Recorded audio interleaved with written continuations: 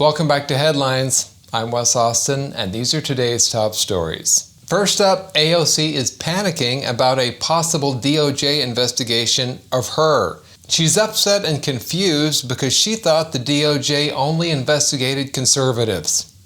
Then, a federal employee claims the email from Elon Musk asking her about what she did at work made her feel threatened.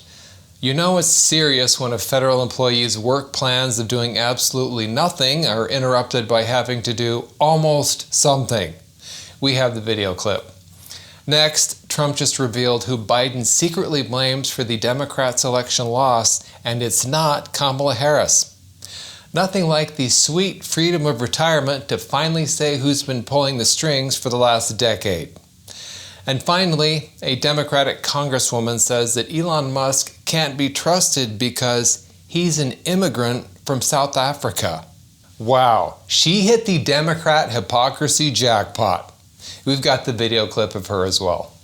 Okay, let's dive in. AOC is worried that she's being investigated by the Department of Justice.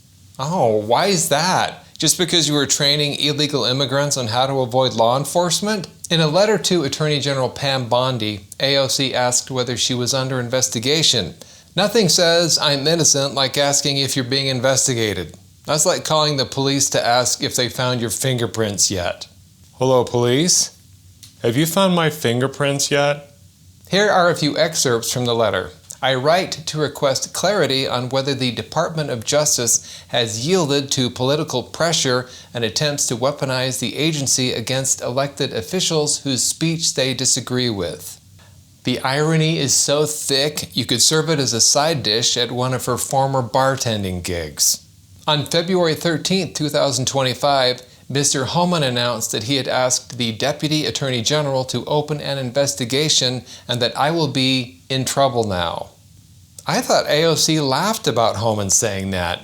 I guess she realized that Homan's about to turn her squad into a chain gang. I am sure you are aware of the First Amendment of the United States Constitution. Wow, she just discovered the First Amendment. I wonder when she'll discover the Second. A government that uses threats of DOJ investigations to suppress free speech is a threat to all, regardless of political ideology. I'll take things AOC wouldn't have said in 2023 for 500, Alex. A federal employee is upset about Elon's email. The email that came out wanting us to justify our jobs with 5 things we did last week was on Saturday night. And I was literally working on Saturday night. Sorry, I gotta stop it. A government employee working on a Saturday night? I mean, you didn't do anything Monday through Friday, and you want me to believe that you worked Saturday? Okay. And I was literally working on Saturday night to make up for all the distractions I had had the previous week, which came from the executive branch. And so I'm working, trying to catch up on things, and then I get that email on top of it. It's very hard to keep your train of thought when you're getting threatened and harassed like that. She got behind on her work.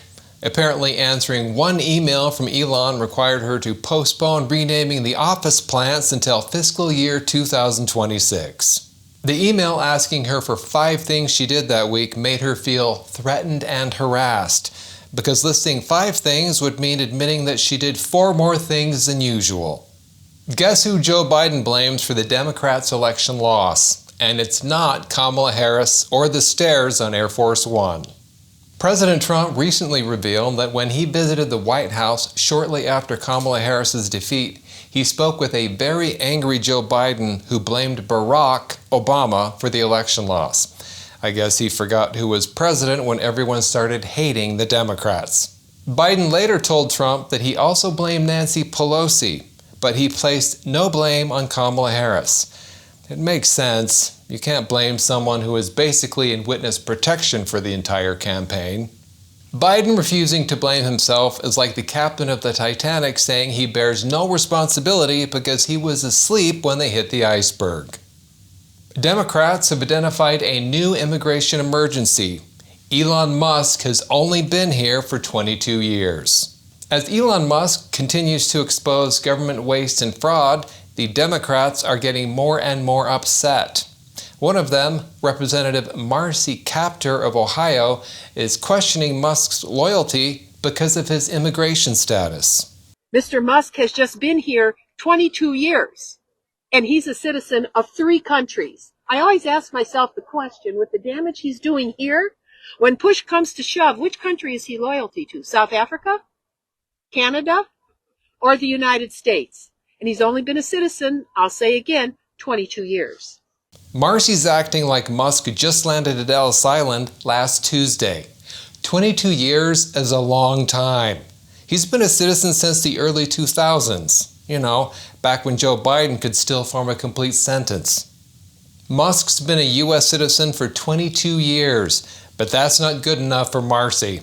If only he crossed the border illegally last week. Then he'd be a true American. Thanks for watching Headlines. Have a great weekend, everybody. I'm Wes Austin. Good night. Please like, comment, and subscribe.